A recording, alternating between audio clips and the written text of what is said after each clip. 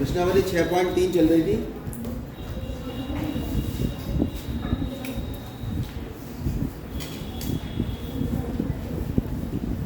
और इसमें अब कराते हैं हम सवाल नंबर 8।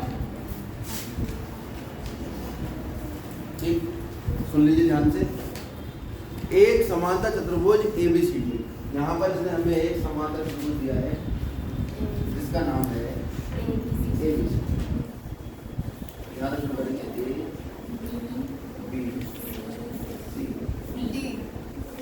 एक समांतर चतुर्भुज ABCD यहाँ पर लिखते हुए चलो साथ हमें ज्ञात है, क्या ज्ञात है?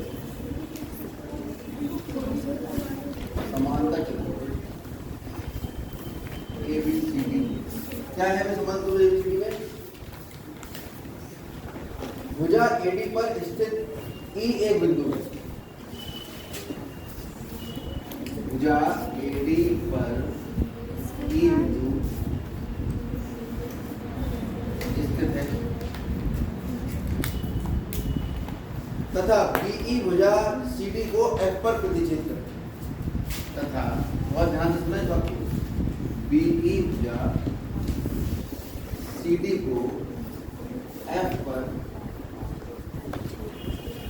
प्रतिच्छेद करती है। अब इसने हमें ये नहीं बताया कि जो बिंदु हमारे पास है AD भुजा पर E, वो कहाँ पर है इसमें। अब मान लो मैं AD पर कहीं बिंदु ले लूँ यहाँ, और किससे मिलाऊँ? B से। तो BE जब मैं खींचूंगा तो वो तो CD को कहीं भी नहीं काट रही, ये काट रही है। यहाँ पूरी रेखा पर जब कोई बिंदु ले लोगे आप पूरी भुजा पर AD पर, उस E को जब B से मिलाओगे तो ये वाली बात इसकी कहीं भी दिखाई नहीं दे रही कि BE भुजा CD को F पर प्रतिच्छेद कर। ये तभी संभव है जब मैं AD को आगे बढ़ा दूं और E बिंदु में AD के अंदर न लेकर AD के बाहर, क्योंकि भुजा AD को आगे भी तो बढ़ाया जा सकता है, पीछे भी बढ़ाया जा सकता है। अगर मैं पीछे बढ़ाऊंगा और पीछे में बिंदु बढ़ाकर बिंदु को B से जोड़ूंगा तो भी उस CD को नहीं काटना। लेकिन अगर मैं AD को आगे बढ़ाकर उस पर बिंदु E लूंगा, क्योंकि चित्र किताब में दिया नहीं है, ये आपको खुद अपने दिमाग से सारी बातें सोच के बनाना है। तो अब अगर मैं यहाँ पर लेता हूँ और जब मैं B और E को पैमाना रख के जोड़ूंगा तो 100% ये CD भुजा को एक बिंदु पर काटेगा, जिसका नाम तुरंत रख दिया जाएगा। कितना? F पर।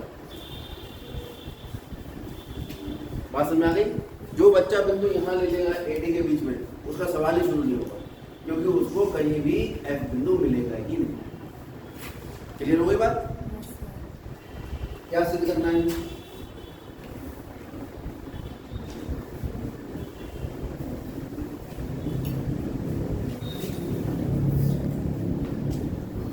हमें सिद्ध करना है ट्राइंगल ABE ADE।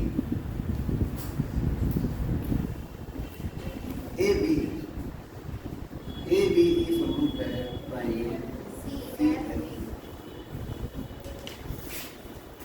वैसे भी इसने एक लाइन में लिख दी है कि AD ABCD की बढ़ाई गई भुजा AD। एक बात और लिख दी, E बढ़ाई गई भुजा, ये इसने लैंग्वेज का प्रयोग किया। तो बढ़ाई गई आप समझ गए, इधर भी बढ़ा सकते हो, इधर भी बढ़ा सकते हो। इधर बढ़ा के तो E से मिला हुआ काटेगा। और वैसे भी AD का है, पहले A आ रहा है बाद में D आ रहा है, तो A से D की तरफ बढ़ाएंगे। ये बात सवाल समझ में आ गया पूरा? सबके समझ में आ गया? कोई रह गया? ठीक है। समांतर चतुर्भुज किसे कहते हैं? जिसके आमने सामने की भुजाएं समांतर हो और आमने सामने के कोण भी बराबर हो। आयत भी एक समांतर चतुर्भुज होता है। तो आपके सामने वो व्हाइट बोर्ड, ये भी एक समांतर चतुर्भुज। इसके आमने सामने की भुजाएं भी बराबर होंगी और इसके आमने सामने के कोण भी बराबर। ये समांतर चतुर्भुज के अंदर खूबी है, जो आपने कक्षा 9 में कुछ बच्चों ने पढ़ी है, कुछ में नहीं पढ़ी। अब आप सब लोग जानते हैं समांतर चतुर्भुज एक ऐसा सब चतुर्भुज होता है जिसके आमने सामने की भुजाएं समांतर होती हैं और साथ साथ आमने सामने के कोण भी बराबर होते हैं। अब करेंगे हम उपपत्ति। उपपत्ति में ए फिर में किस किस ने पढ़ रखी है? ए समरूपता कसौटी। ए कोण कोण समरूपता कसौटी बहुत कम बच्चों ने पढ़ी है, जबकि पढ़ाई सब होती है। इसका मतलब है कुछ ही बच्चों को याद आई। ए सिद्ध करवाई थी हमने, रोज आगे मैं यही लिखवाता हूँ। ये समरूपता कसौटी कहती है कि यदि दो त्रिभुजों में कोई भी दो कोण बराबर हो जाएं तो दोनों त्रिभुज समरूप हो जाए। उससे पहले एक बात और कहती है, यदि दो त्रिभुजों के संगत कोण बराबर हो जाएं तो उसकी संगत भुजाओं का अनुपात बराबर होता है, तथा जब कोण बराबर है संगत भुजाओं का अनुपात बराबर आ गया तो दोनों त्रिभुज कैसे हो जाएंगे? समझ में आ गई बात? अच्छा, ये तो सुना होगा ना, ये अगर दो समांतर रेखाएं, ये तिर्यक रेखा है, ये वाले कोण बराबर होते हैं, क्या कहते हैं इनको? एकांतर अंतर। ये जेड में बनने वाले दो रेखाएं ऐसे भी हो सकती है समांतर, और उनको काटने वाली क्रिया हो सकती है, तो आपके पास जेड में बनने वाले कोण नहीं होते, ये भी एकांतर कोण होते हैं। अगर दो रेखाएं समांतर है तो एकांतर कोण सदैव कैसे होते हैं? बराबर। ठीक है, मैं बोर्ड पे दिखाया एकांतर कोण तुम्हें।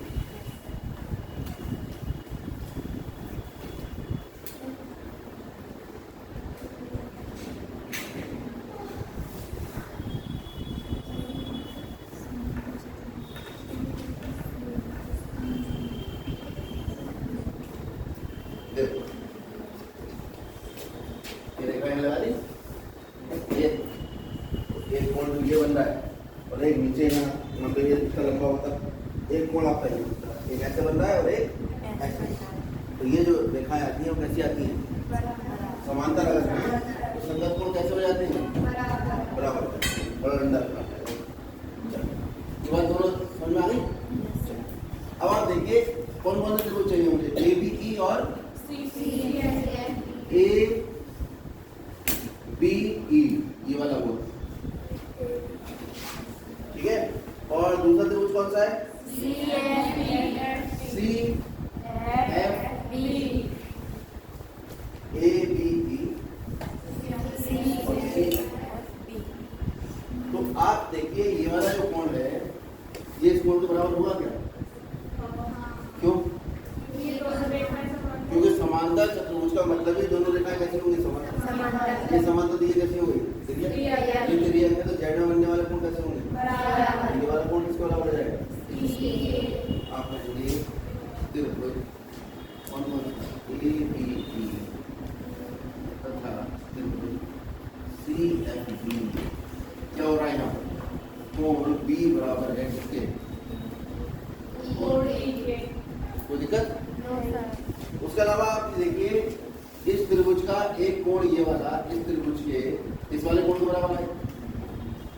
इसका नाम अगर मैं बी ना लिखता तो क्या लिख सकता था? कोण सी बी या कोण एफ बी सी। ठीक है, क्योंकि बी यहाँ तीन कोण है, ये वाला भी, ये वाला भी, ये वाला भी। आप किसकी बात कर रहे हैं? तो इसलिए इसका मुझे पूरा नाम लिखना पड़ेगा। क्या नाम होगा इस कोण का? कोण सी बी बराबर, क्योंकि ए बी ई पहले लिखा है तो ई पहले लिखो, कोण सी बी एफ। अब आप ये देखिए समांतर त्रिभुज मैंने आपको बताया था, ये समांतर चतुर्भुज के सम्मुख कोण कैसे होते हैं? बराबर। क्या ये दोनों समांतर कोण समांतर त्रिभुज के सम्मुख कोण नहीं है? ये वाला कोण इस त्रिभुज का एक कोण और ये वाला कोण इस त्रिभुज का, तो इस त्रिभुज का एक कोण इस त्रिभुज के दूसरे कोण के बराबर है। ठीक है, तो ये क्यों होंगे बराबर? क्योंकि समांतर चतुर्भुज के बराबर है। तो आप लिखिए कोण ए इसके बराबर होगा कोण सी। क्यों? समांतर चतुर्भुज ए बी सी डी के सम्मुख कोण कैसे होंगे? समान या बराबर। और ये क्यों बराबर हुए? समांतर रेखाएं कौन कौन? BC तथा CAE पर तिर्यक रेखा, कौन सी तिर्यक रेखा? तिर्यक रेखा BE द्वारा बने कौन से कोण है? एकांतर।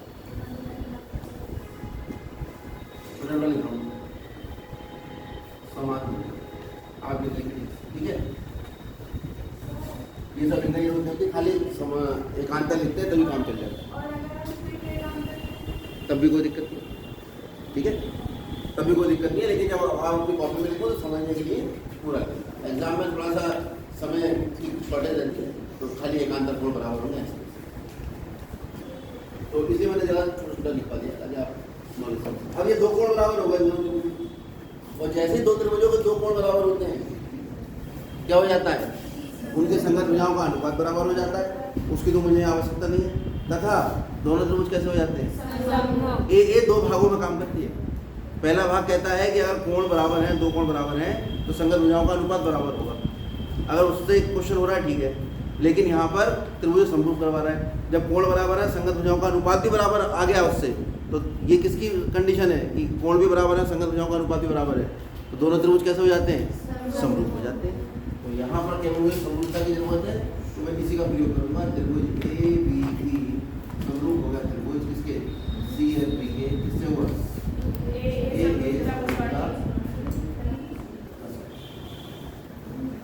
ठीक है। इसे कुछ और मत लिखिए ना, कभी कभी समझ में नहीं आ रहा है, ये साफ बनाया तो कुछ भी बना कर रखो, ऐसा आती है कॉपी मेरे पास, चलो ठीक है। तो इतने करना है, कुछ किया हमने, खाली बस ये पहचाना कि दो त्रिभुजों में जिनको हमें समरूप करना है, कौन से दो कोण बराबर है, ये पहचानने के लिए एक तो समांतर भुजा रेखाएं और तिर्यक रेखा वाला कंसेप्ट हमें पता होना चाहिए, एक हमें समांतर चतुर्भुज के समरूप कोण बराबर होते हैं पता होना चाहिए, दोनों तुरंत आगे बढ़। 14वां सवाल तो करवा दिया था मैंने, 13वां भी करवा दिया है शायद, 13 नहीं हुआ है अभी, अरे उस वाली क्लास में बनाया होगा, चलो 13 हो गया 13वां, हाँ देखा तुम आए जो लोग बच्चों को नोट कर लेना। चलो अब देखो आप 9वां सवाल क्या कह रहा है, आकृति एबीसी और एएमपी, ये इसने आकृति बता दी, ये है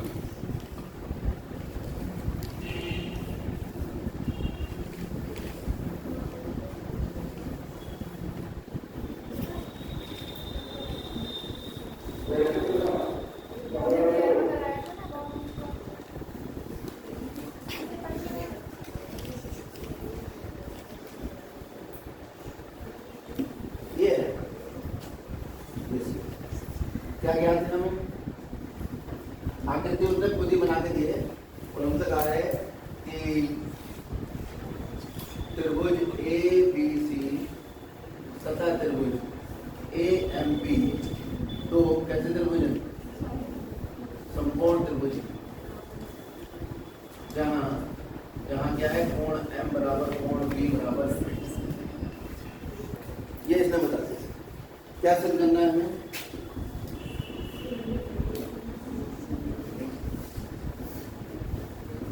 दो बातें सिद्ध करनी है कि त्रिभुज ए बी सी समरूप होगा त्रिभुज ए एम पी के, और दूसरी बात हमें सिद्ध करनी है सी ए अपॉन बी ए बराबर बी सी अपॉन, केवल ये दो बातें हमें सिद्ध, सवाल तो यही खत्म हो गया। कौन से त्रिभुज समरूप करने हैं, ए बी सी और ए एम पी, कौन सा A B C, A B, कौन सा ए एम पी, ए, कल हम इसे काट के करवाएंगे उससे चार्ट से, चार्ट पेपर होगा ठीक, कैंची भी ले आना है, जब पेपर करने मत लाना, उससे हाथ कट जाता है, कैंची छोटी सी कैंची ले आना। इसमें देखो साफ साफ पता लग रहा है ये वाला कोण तो इसी कोण से बराबर हो गया, क्योंकि दोनों त्रिभुजों में आ रहा है, इसमें भी आ रहा है और इसमें भी आ रहा है, ये कोण तो होगा ओमेनिस्ट, और ये 90 और ये इसका ये कोण इसके बराबर है, क्योंकि ये दोनों 90 डिग्री के, दो कोण बराबर मिल गए, दोनों त्रिभुज कैसे हो गए, क्वेश्चन खत्म। इससे आसान मैथमेटिक्स मिलेगी तुम्हें, पूरी मैथमेटिक्स में कहीं पे कि कुछ करने नहीं है, जो दिया है वहीं से आंसर निकल आ रहा है तुरंत। देखिए कैसे लिखेंगे, लिखने का तरीका, उपपत्ति हेडिंग करो और जिन दो त्रिभुजों को समरूप करना है लिख दो, त्रिभुज ए बी सी तथा त्रिभुज ए एम पी में, और बता दो कोण ए बराबर है कोण ए बी, क्यों, कोई बच्चा अगर थोड़ा सा और अच्छे से करना चाहता है तो ऐसे लिखो, कोण बी ए सी बराबर कोण एम ए, पूरा नाम लिख दिया बी ए सी, और इस वाले त्रिभुज में कहाँ से शुरू हो रहा है, एम से शुरू हो रहा है, ए पे बनना, बी पे खत्म। और दूसरा कोण कौन सा है, क्या नाम लगे इसका, पहले इस वाले त्रिभुज के लिए लिखना है कोण, क्योंकि पहले एबीसी लिखा है तो एबीसी वाला लिखो, कोण एबीसी बराबर कोण क्यों समकोण है, इसे लिखना काफी। यहाँ से क्या पता लगा, त्रिभुज एबीसी समरूप हो गया किसके, त्रिभुज कैसे,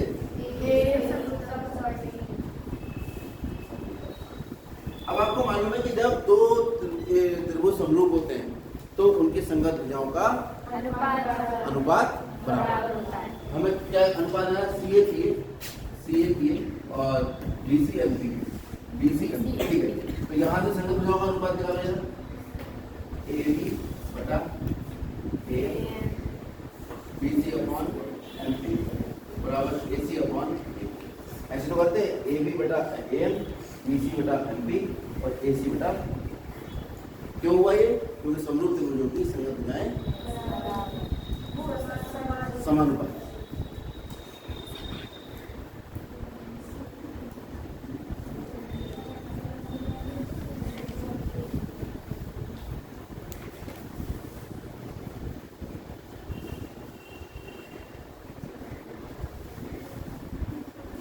और जब ये दोनों त्रिभुज कैसे हुए, समरूपता में संगत भुजाओं का अनुपात निकाल दिया। अब इसी में आंसर छुपा हुआ होगा, क्या क्या लेना है, CAPA, ये आ रहा है CAPA, AC और CA की बात होती है। दूसरा कौन है, BCMP, ये तीनों बराबर है, अपने काम की दो चीजें निकाल लो, कौन है दोनों काम की चीजें, BC बटे MP बराबर AC बटा, इसको इधर करके लिख लो, ये हो जाएगा CA बटे PA बराबर BC बटा। कोई दिक्कत तो नहीं है, क्योंकि किसी भुजा की लंबाई AB लिखी है तो मैं उसकी लंबाई को BA लिख सकता हूँ, दोनों एक ही बात है। तो मुझे जो BA लिखा था, AC लिखा था, मैंने क्या लिख दिया इसको CA, और जो PA लिखा था उसको क्या लिख दिया, AB लिखा था उसको क्या लिख दिया BA। क्यों लिखा है, क्योंकि मुझे ये थोड़ा सा एडजस्टमेंट आपको करना पड़ेगा, ये आप